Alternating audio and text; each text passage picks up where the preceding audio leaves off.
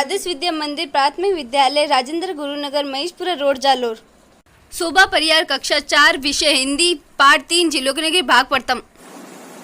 नमस्ते बच्चों, आज हम हिंदी में पाठ 3 जिलों की नगरी भाग प्रथम पढ़ेंगे। 3 जिलों की नगरी।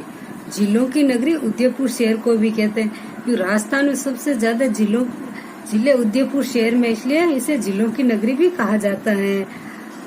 मैं कुंकू पाठ में उदयपुर की रहने वाली कुंकू है।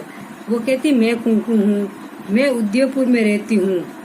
आइए आपको मैं जिलों की नगरी उदयपुर के बारे में बताती हूँ। और वो कुंकू कहती है आइए मैं आपको जिलों की नगरी उदयपुर के बारे में बताती हूँ। उदयपुर नगर अरावली पर्वतमाला के बीच स्थित है। और उदयपुर नगर कहाँ बसा हुआ? अरावली पर्वतमाला के बीच, यानी पहाड़ों के बीच में बसा हुआ है। इस नगर के चारों ओर जिले ही जिले हैं। और इस उदयपुर नगर के चारों ओर क्या जिले ही जिले बनी हुई हैं। पिछोला, स्वरूप सागर, फतेह सागर, उदय सागर, दूध तलाई, जना सागर आदि जिले, ये सब जिले हैं। इनके कारण ही तो उदयपुर को जिलों की नगरी कहा जाता है। इतनी जिले होने के कारण ही उदयपुर को जिलों की नगरी भी कहा जाता है। बरसात की ऋतु में तो इन जिलों की छटा और भी बढ़ जाती है। जब बरसात का मौसम होता है, बरसात की ऋतु होती है, तो इनकी सुंदरता और बढ़ जाती है। छटा यानी सुंदरता बढ़ जाती है। यह जिले कश्मीर से होड़ करती है और ये जिले किसे कश्मीर से बराबरी करती है। अतः कई लोग इस नगर को राजस्थान का कश्मीर कहते हैं। कई लोग तो इस जिलों की नगरी उदयपुर को राजस्थान का कश्मीर भी कहते हैं। फतेह सागर के बीच बना है नेहरू उद्यान। और फतेह सागर के बीच में क्या बना हुआ है? नेहरू उद्यान, यानी बाग बना हुआ है। इन जिलों के पानी में ही जग निवास तथा जग मंदिर नाम के जल महल भी है। और इन जिलों के बीच में 2 महल बने हुए हैं। जग निवास और जग मंदिर नाम के 2 महल भी बने हुए हैं। इन जिलों में पर्यटक नौका विहार का आनंद लेते हैं। और जो पर्यटक घूमने आते हैं वो नौका विहार यानी नौका चलाने का आनंद लेते हैं, मजा लेते हैं। रात्रि के समय जब यह उद्यान तथा यह महल विद्युत के प्रकाश से जगमगाते हैं तो इसकी शोभा देखते ही बनती है। जब रात्रि का समय होता है, जब पर्यटक घूम के अपने वापस आते हैं उद्यान के अंदर, बाग के अंदर घूमने, तो उन महलों में विद्युत यानी लाइटों के प्रकाश से जगमगाते और भी सुंदर दिखाई देते हैं। एक विशेष बात यह है कि ये झीलें इस प्रकार बनी है कि एक झील का पानी दूसरी झील में आता है।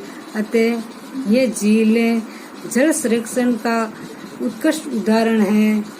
इस झील की उत्तर की ओर एक सौर वेधशाला भी बनी हुई है। इस झील की एक क्या विशेषता है? एक झील का पानी दूसरी झील में आता है। अतः ये झील जल संरक्षण का उत्कृष्ट उदाहरण है, यानी पानी बचाने का एक श्रेष्ठ उदाहरण है। इस झील के क्या उत्तर दिशा के अंदर एक सौर वेधशाला बनी है। इसमें वैज्ञानिकों द्वारा सूर्य की गतिविधियों का अध्ययन किया जाता है।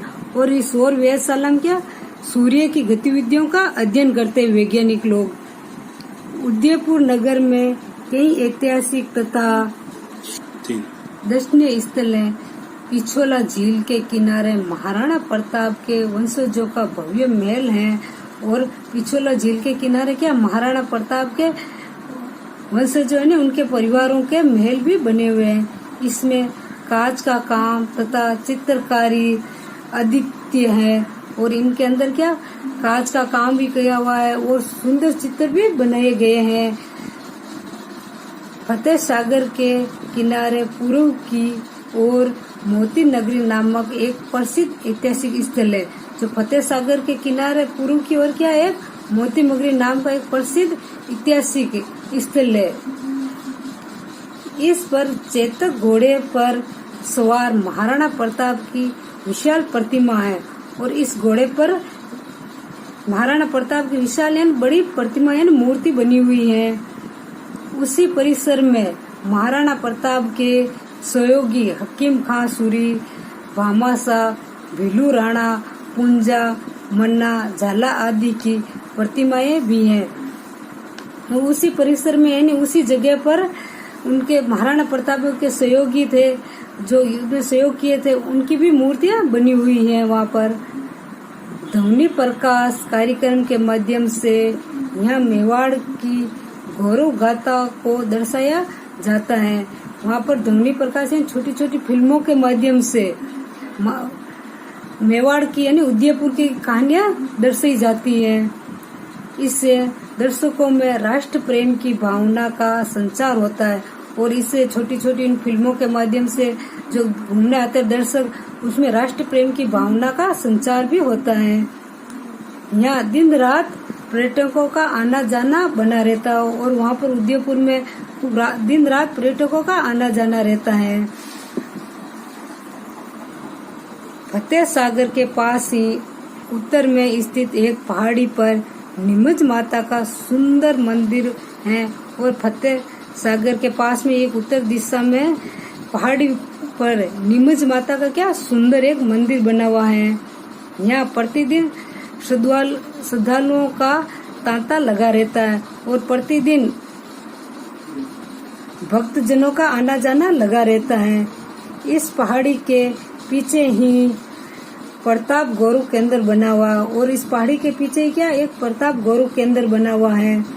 यहाँ महाराणा प्रताप की 57 फुट ऊंची प्रतिमा है और उस गौरव केंद्र में के पास क्या महाराणा प्रताप की एक 57 फुट ऊंची प्रतिमा यानी मूर्ति बनी हुई है। यह प्रताप की 57 वर्ष की आयु में स्वर्गवास होने की याद दिलाता है। इससे क्या महाराणा प्रताप का 57 वर्ष की आयु में उनका क्या स्वर्गवास हो गए यानी वीर गति को प्राप्त हो गए थे, उनकी याद दिलाता है हमें। यहाँ एक क्या थिएटर बना हुआ है यानी सिनेमा घर बना हुआ है। इसमें महाराणा प्रताप के जीवन संघर्ष से जुड़ी एक डॉक्यूमेंट्री फिल्म भी दिखाई जाती है यानी महाराणा प्रताप के जीवन की एक छोटी फिल्म बनी गई है, पिक्चर बनी गई है, वो हमें दिखाई जाती है। इसके अतिरिक्त यहाँ कुछ अन्य प्रतिमाएं भी लगी हुई हैं। उनके साथ उनका संक्षिप्त परिचय भी मिलता है। उनके साथ में हमें क्या प्रतिमाओं के साथ में छोटा सा उनका परिचय भी हमें मिलता है। यह एक प्रेरणा स्थल है जहाँ हमें एक प्रेरणा मिलती है, अच्छा ज्ञान मिलता है, जहाँ विशाल भारत, गरिमामय राजस्थान तथा गौरवपूर्ण मेवाड़ का दिग्दर्शन होता है और वहाँ पर हमें क्या मेवाड़ की पूरी जानकारी प्राप्त होती है।